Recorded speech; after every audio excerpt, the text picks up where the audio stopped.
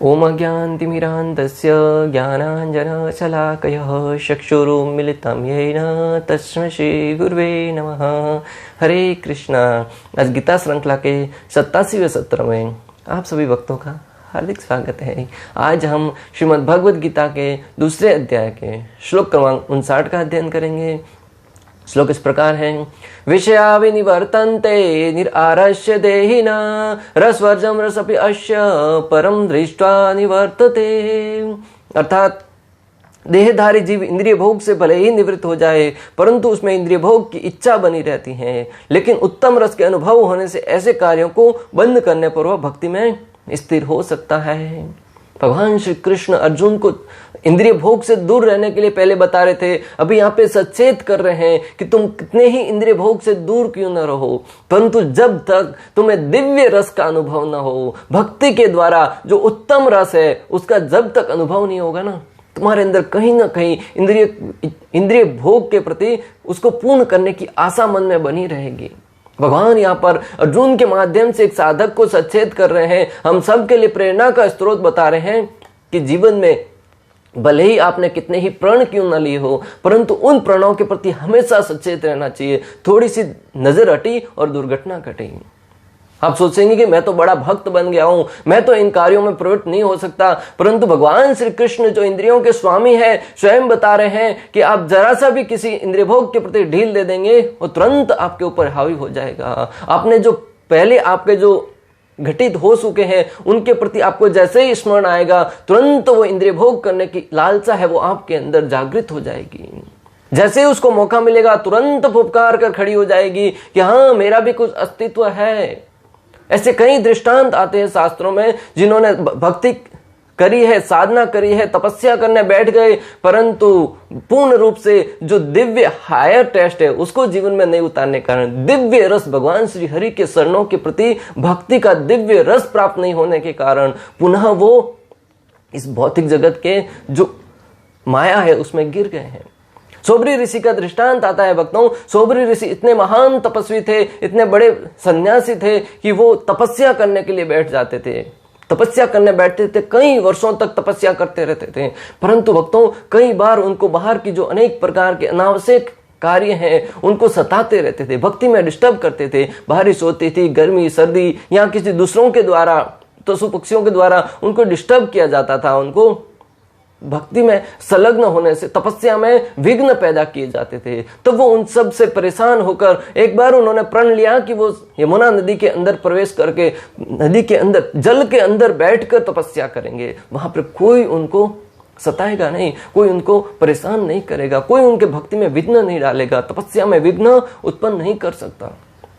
ऐसे ऐसे महान संत महान ऋषि मुनि हुए हैं हमारे भारत भूमि पर जो पानी के अंदर बैठकर हजारों साल तक तपस्या करी है भक्तों। सोबरी ऋषि ने 1 साल 2 साल नहीं 10,000 साल तक जल के अंदर बैठ कर तपस्या करी, जो तपस्या कर रहे थे। परंतु एक बार भक्तों जैसे ही उनकी आंखें खुली उन्होंने देखा कि उनके सामने मछली है, वो मैथुन कर रही थी। मछलियों का इंद्रिय भोग देखकर उनके मन में पुनः इच्छा जागृत हुई कि मैं तपस्या में बैठा हूं परंतु जीवन का असली आनंद तो ये लोग भोग रहे हैं।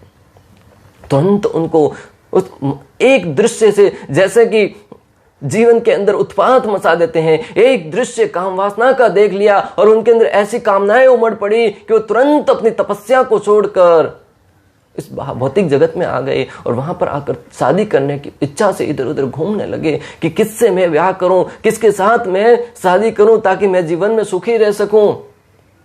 भक्तों कुछ समय के उपरांत उनको मालूम पड़ा कि उसी राज्य के राजा मानधाता की कन्याओं का स्वयंवर होने जा रहा है। सोबरी ऋषि तुरंत वहां पे पहुंच गए, राजा के सामने अपना प्रस्ताव रखते हुए कहने लगे कि हे राजन मुझे ब्याह करना है, मेरा इच्छा है कि मैं तुम्हारी पुत्री के साथ शादी करूं।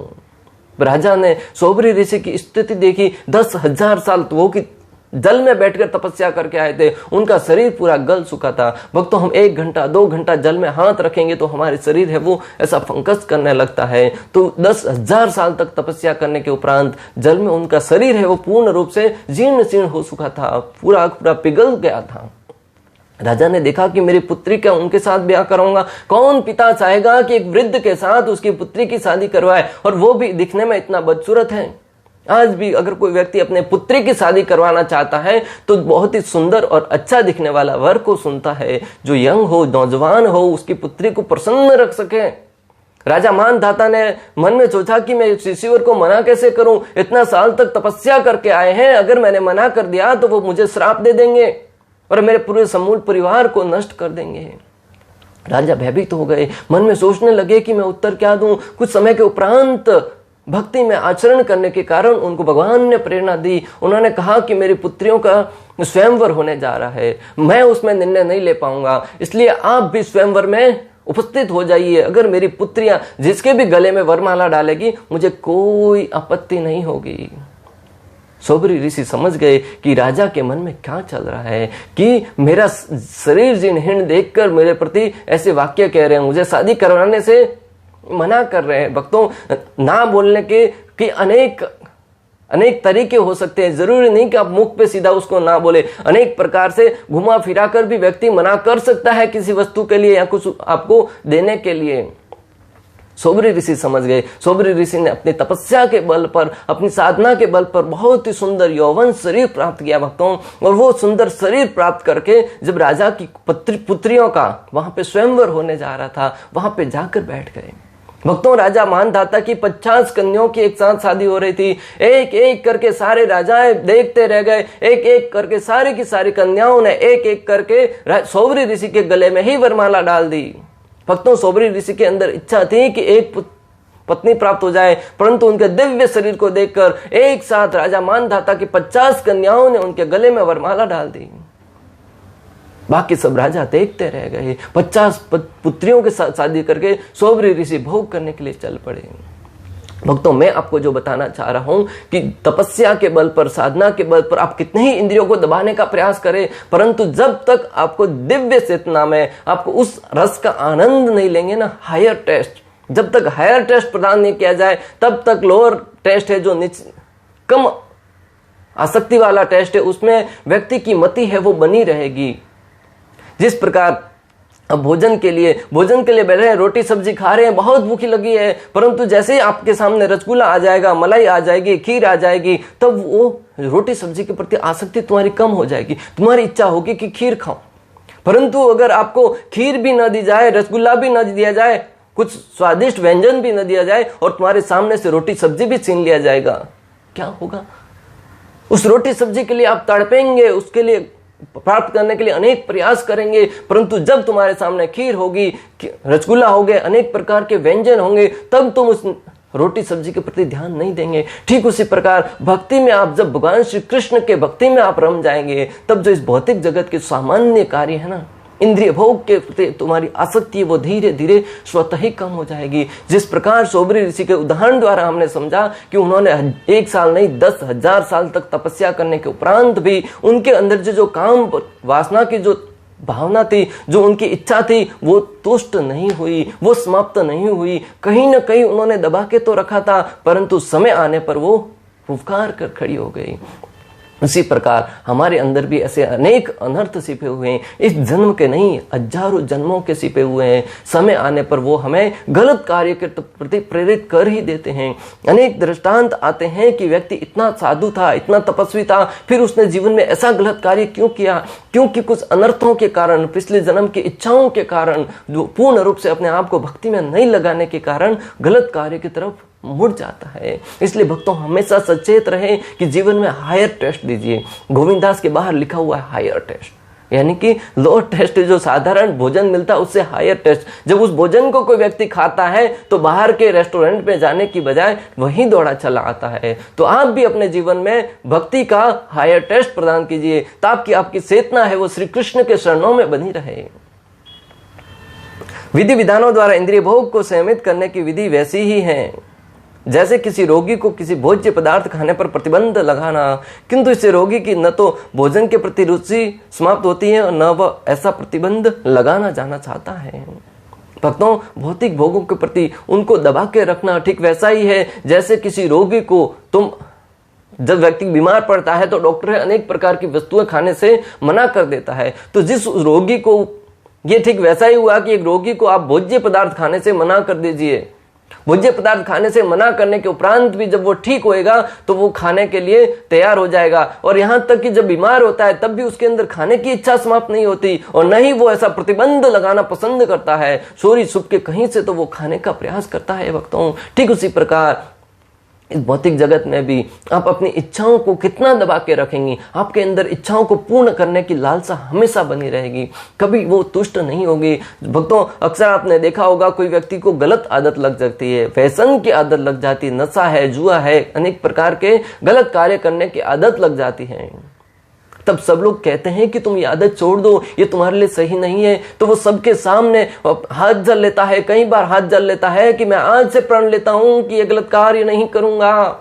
परंतु भक्तों, कुछ समय के उपरांत पुनः व्यक्ति उसी कार्य में लिप्त हो जाता है। कोई व्यक्ति नशीले पदार्थों का सेवन करने का हाथ जल तो ले लेता है, परंतु उसको और उससे हायर टेस्ट नहीं मिलने के कारण वो पुनः उसको अपनाने के लिए मजबूर हो जाता है। जब भी वो किसी को वो कार्य करता हुआ देखता है तो उसके मुख से लाल टपकती है, सोचता है कि मैं इससे क्यों दूर हो गया। फिर वो कुछ थोड़ा सा भी उनको बोल देता है कि थोड़ा ले लीजिए, तो वो पुनः उसमें उसकी तरफ दौड़ा चला आता है। भले उसने हाथ जल लिया था, अनेक प्रकार के कस्में खाई थी कि आज से ये नशा नहीं करूंगा, परंतु अंदर कामनाएं हैं वो उसकी तरफ उसको खींची लेके चली जाती हैं। अल्पज्ञानी व्यक्तियों के लिए इंद्रिय संयम के लिए अष्टांग योग जैसी विधि का संस्तुति की गई है, जिसमें यम, नियम, आसन, प्राणायाम, प्रत्याहार, धारणा, ध्यान आदि सम्मिलित हैं।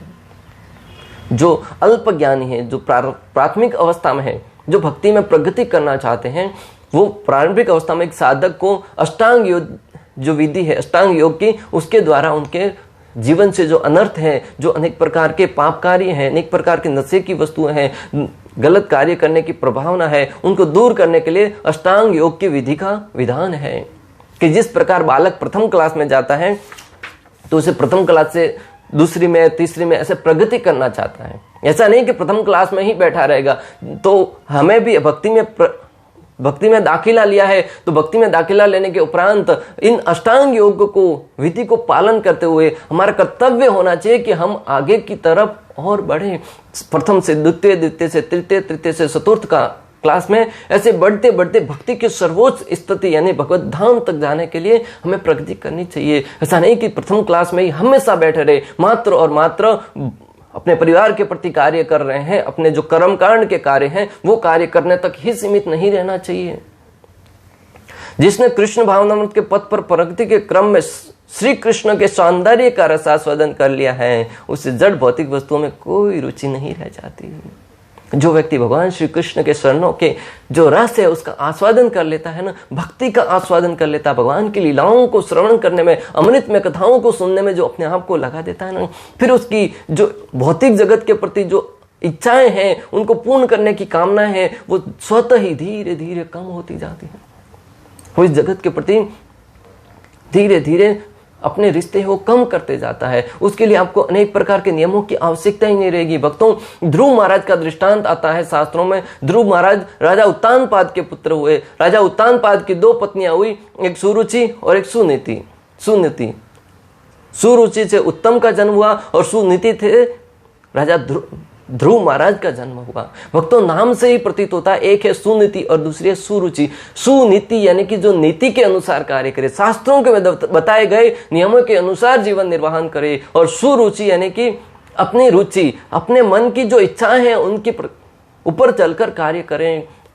सुनीति थी वो बड़ी थी, परंतु राजा का झुकाव है वो सुरुचि की तरफ अधिक था, उनको प्रसन्न करता था। भक्तों, कथा बहुत लंबी है, हम सार रूप में समझने का प्रयास करेंगे कि उत्तम और ध्रुव दोनों बहुत ही मेधावी छात्र थे, साथ में खेलते बैठते थे, परंतु राजा की आसक्ति है वो सुरुचि की तरफ अधिक थी। तो एक बार उत्तम है वो राजा की गोद में बैठा हुआ था, पास में उनकी माता सुरुचि बैठी हुई थी। ध्रुव भागा भागा आया, पिता की गोद में बैठने की इच्छा करी। भक्तों, साधारण सी बात है, एक नन्हा सा बालक अपने पिता को देखकर और अपने भाई को उनकी गोद में बैठा देखकर किसी छोटे बच्चे की इच्छा हो गई कि मैं भी पिता की गोद में बैठूं।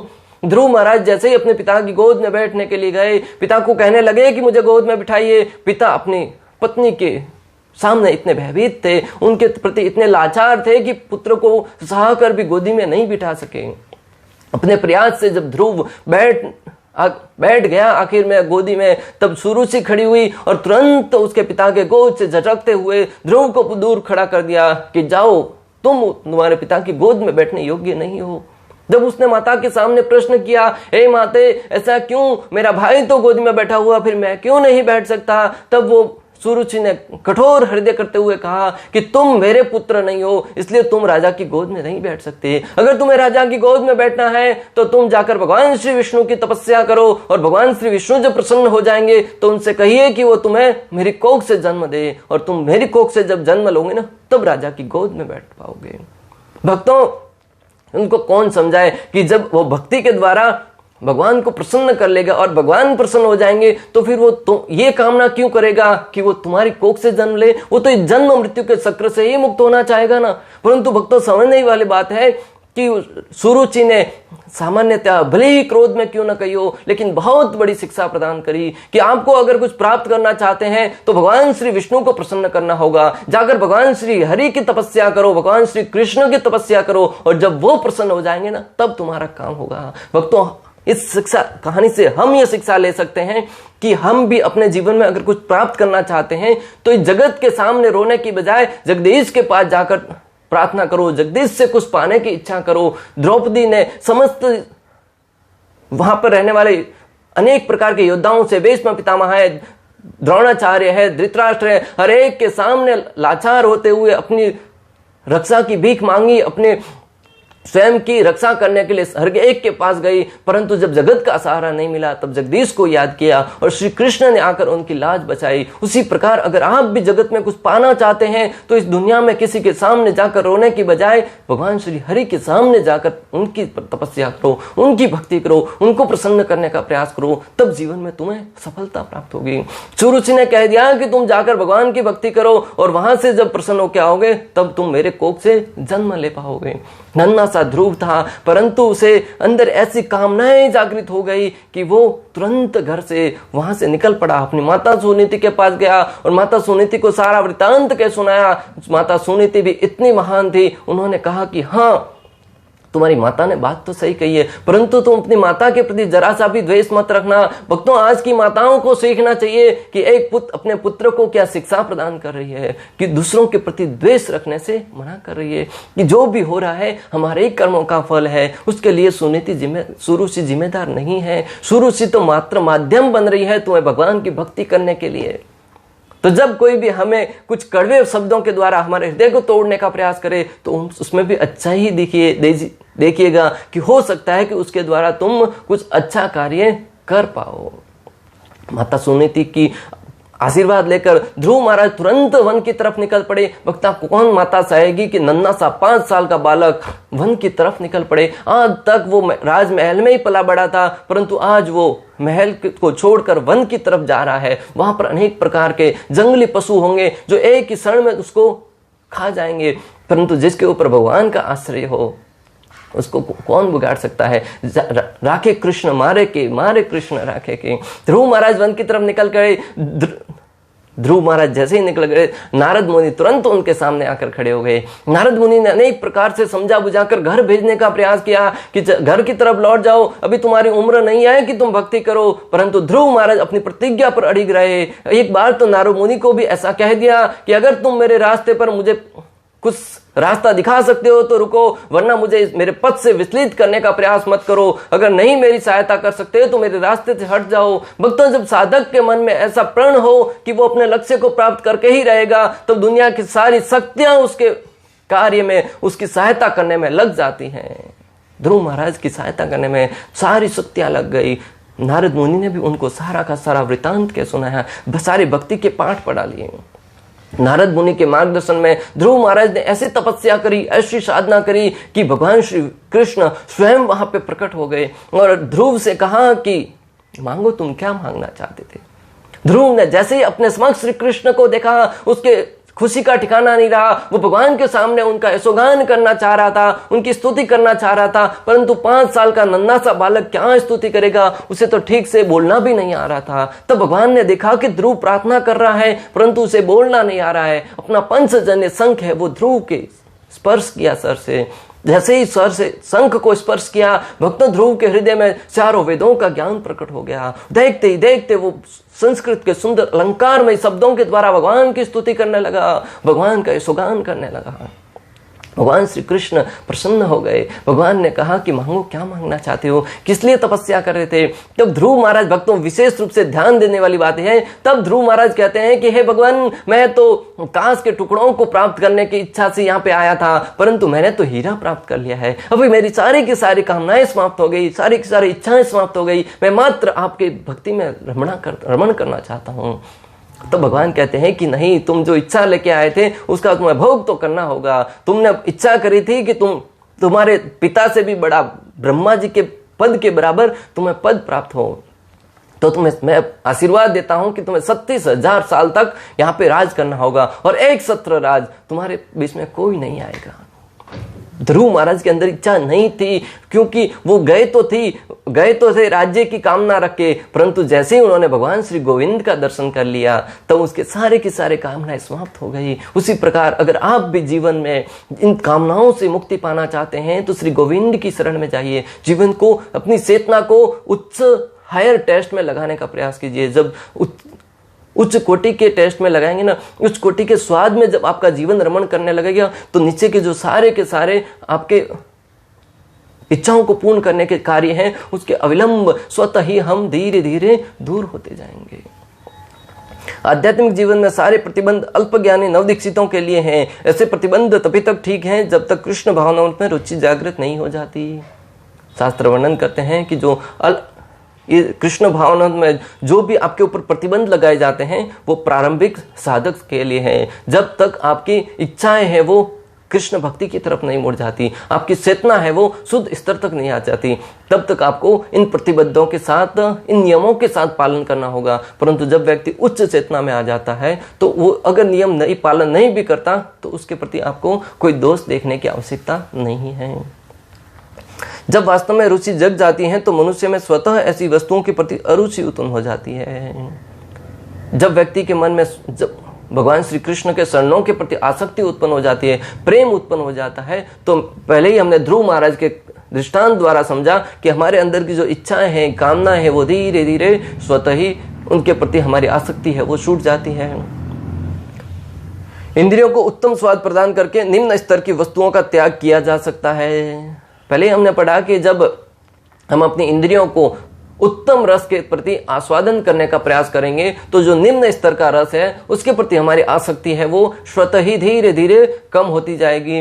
इस प्रकार श्लोक क्रमांक 59 में भगवान श्री कृष्ण अर्जुन को इस भौतिक जगत के जो भी कार्य हैं उनसे सचेत रहने के लिए कह रहे हैं कि अगर तुम इस माया में पड़ गए कि ये मेरा है, ये मेरे से संबंधित मेरा है, ये अगर मेरे जाने के बाद इनका क्या होगा वगैरह वगैरह, अनेक प्रकार की सब डालियों में तुम विभक्त हो जाओगे, अनेक प्रकार की दिशाओं में विभक्त हो जाओगे, तो तुम भक्ति में स्थिर नहीं हो पाओगे। और जब तक भक्ति में स्थिर नहीं हो पाओगे तुम मेरे शब्दों को ध्यान से नहीं सुन पाओगे और उसका अपने जीवन में पालन नहीं कर पाओगे। और अगर मेरे शब्दों को ध्यान से न सुन के उनका जीवन में पालन नहीं किया तो तुम भक्ति में अड़िग नहीं रह पाओगे और तुम युद्ध क्षेत्र में खड़े भी नहीं रह पाओगे। जिस प्रकार तुम युद्ध क्षेत्र में अभी हताश और लाचार नजर आ रहे हो, अगर मेरे शब्दों को ध्यान से नहीं सुना, मेरे कहे हुए शब्दों को अपने जीवन का केंद्र बिंदु नहीं बनाया, तो तुम इसी प्रकार लाचार बैठे रहोगे। तुम्हारे अंदर युद्ध करने के लिए शक्ति है, सामर्थ्य है, वो नहीं आ पाएगा।